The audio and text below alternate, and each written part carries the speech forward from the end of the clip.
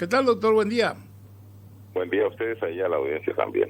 En realidad se nos origina nuestro tema, pero estamos por acá viendo lo que está pasando con algunos futbolistas que le acusan de evasión de impuestos y yo no estoy entendiendo por qué a un jugador que le pagan por su imagen, qué sé yo, puse un ejemplo, Philips de Holanda le contrata a Higuaín, ponele, para hacer la promoción de Higuaín, creo que está jugando en Italia.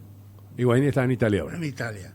Por hacer una publicidad de Philips en Italia y él le paga en un banco holandés, porque Philips es una empresa holandesa, le deposita ahí la plata y ese banco envía a la Argentina, que es el país de Higuaín.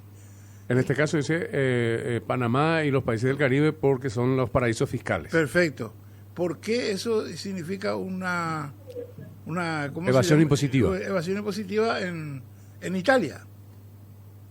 Eso depende, Víctor Benítez, de la legislación tributaria vigente en el país de referencia. Si la legislación establece la territorialidad de la fuente, se llama, es decir, el lugar donde se realiza la actividad, es en ese lugar donde se deben pagar los impuestos.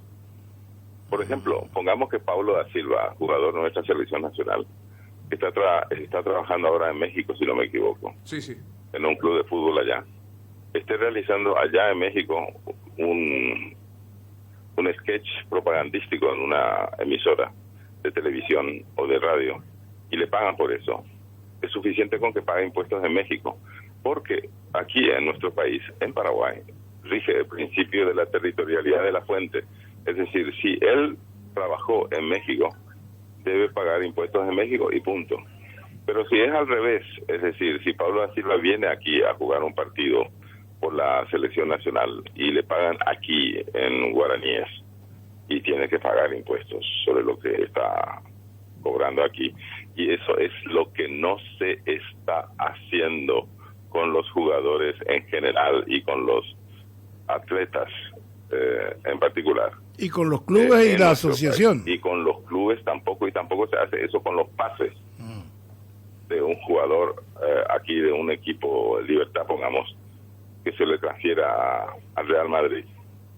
¿Cómo es posible que esas transacciones no estén abonando impuestos si se están realizando en Paraguay? Entonces, como siempre se ha hecho así, es decir, siempre estuvo esa actividad en los hechos liberada de impuestos, pero la Subsecretaría de Tributación ha aclarado en los últimos años de que la ley, el decreto y la resolución son claras al respecto, diciendo que las actividades futbolísticas o olímpicas realizadas en Paraguay deben abonar impuestos en Paraguay. También los clubes y también los pases internacionales. Así que hay que ponerse a cobrar nada más, no hay otra alternativa. Ahora, ¿qué hace el jugador en concreto? Por ejemplo, Paulo da Silva. Y puede la liga de los jugadores o el sindicato de los jugadores hablar con la Asociación Paraguaya de Fútbol a los efectos de que la Asociación Paraguaya de Fútbol, por ejemplo, asuma esa obligación tributaria y pague por ellos. Pero si la asociación no lo quiere hacer, entonces los jugadores de fútbol no tienen otra alternativa que pagar impuestos aquí. Y los impuestos son generalmente el IVA y el impuesto a la renta personal. Un día va a venir alguien en funciones de gobierno que va a decir, bueno, dejémonos de joder y van a ir presos unos cuantos, ¿no? Efectivamente, así mismo es. Porque resulta que la legislación aquí en nuestro país está clara, tienen que pagar impuestos. Entonces, ¿cómo es posible que no se los haya cobrado todavía, verdad? No es solamente una omisión de parte del jugador, sino también es una omisión en las funciones de control de la Subsecretaría de Tributación, ¿verdad? Sí, señor. Bueno, ¿para qué le llamamos al doctor Érico? Hay una nueva posibilidad para grandes y medianos contribuyentes de poder pagar sus impuestos en forma electrónica. Queríamos que nos explique así cómo viene la mano eso. No explicó lo del cheque electrónico. Bueno, eso de pagar vía electrónica los impuestos es toda una revolución tecnológica en nuestro país. En nuestro país eso ya se hace normalmente desde hace varios años. En la Subsecretaría de Tributación se estuvo empezando a hacer también hace algunos años eso, pero muchos de los contribuyentes que nosotros conocemos desde la consultora y que son clientes nuestros han dejado de hacerlo. Yo también dejé de hacerlo porque siempre había algún problema. Por ejemplo, caía el sistema de la SED Entonces había que ir corriendo a la próxima ventanilla de cobro de la SET para no caer en multas, porque resulta que si te atrasas 24 o 48 horas y las multas son increíblemente altas, entonces nadie quiere atrasarse, y si uno confía mucho en el pago electrónico y se encuentra con la sorpresa de que el sistema de la SET está colgado, como suele ocurrir con frecuencia, entonces uno paga después innecesariamente multas por atraso. Entonces lo que la gente dice, no, prefiero nomás ir a pagar en ventanilla hasta que ellos se regularicen. Entonces lo que hay que hacer es saludar la buena noticia de que ahora se va a normalizar el pago o el cobro de los impuestos según la óptica, ¿verdad?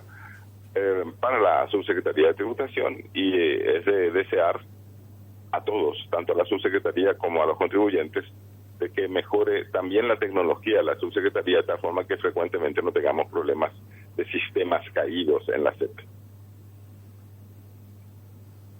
¿Eso se va, sabes si se va a implementar primero aquí Asunción, Gran Asunción, o cualquier contribuyente, cualquier punto del país puede hacerlo, doctor? Y en principio, si el sistema electrónico de pago y cobro de impuestos es a nivel nacional, y en todas aquellas ciudades en las que esté representada la SET, o en la que se puede hacer desde un banco a la SET, y no va a haber problemas, ¿no?